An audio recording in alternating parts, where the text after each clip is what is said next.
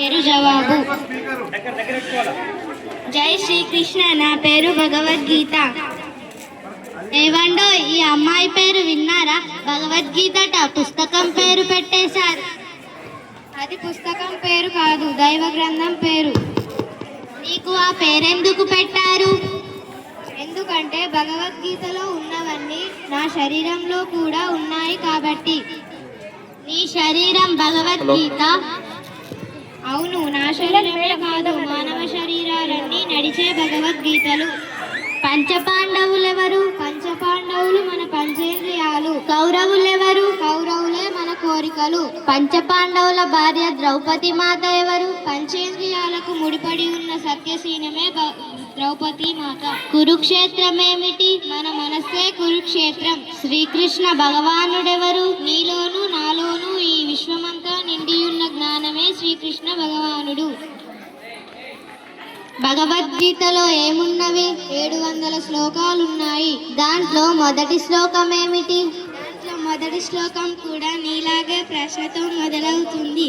ధర్మక్షేత్రే కురుక్షేత్రే సమవేతాయుయుత్సవ మామకా పాండవాచైవ కిమకుర్వతు సంజయ. దీని అర్థం ధర్మక్షేత్రే కురుక్షేత్రే అంటే ధర్మక్షేత్రమైన మన మనస్సు, సమవేతాయుయుత్సవ అంటే యుద్ధం చేయాలని ఉత్సాహంతో సమావేశమయ్యున్న, మామక పాండవాచైవ అంటే పంచేంద్రియాలు కోరికలు కలిసి, కిమకుర్వత సంజయ అంటే ఈ భూమి మీదికి వచ్చి ఎలా ఉన్నావు, ఏం చేస్తున్నావు అని మొదటి శ్లోకం మనల్ని ప్రశ్నిస్తుంది. అయితే భగవద్గీతలోని మొదటి శ్లోకం మనల్ని హవారియు అని ప్రశ్నిస్తుందా? దీనికి నీ జవాబేమిటి?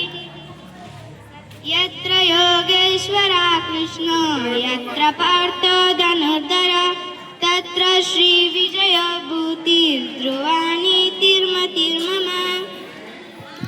దీని అర్థం యత్ర యోగేశ్వర కృష్ణ ఎక్కడైతే జ్ఞానం నిండి ఉంటుందో, యత్రపాతో ధనుర్ధర ఆ జ్ఞానం మీద గురి పెట్టే శిష్యుడు ఉంటాడో, తత్ర శ్రీ విజయోభూతి అక్కడే విజయము కలుగుతుంది. ధ్రువాని తీర్మమ అక్కడే నీతి నియమాలతో వర్ధిల్లుతారు. భగవద్గీత మనందరికీ పెద్ద దిక్కు. మనమంతా భగవద్గీత స్వరూపులం. మనమంతా నడిచే భగవద్గీతలం. జై శ్రీకృష్ణ, జై శ్రీకృష్ణ.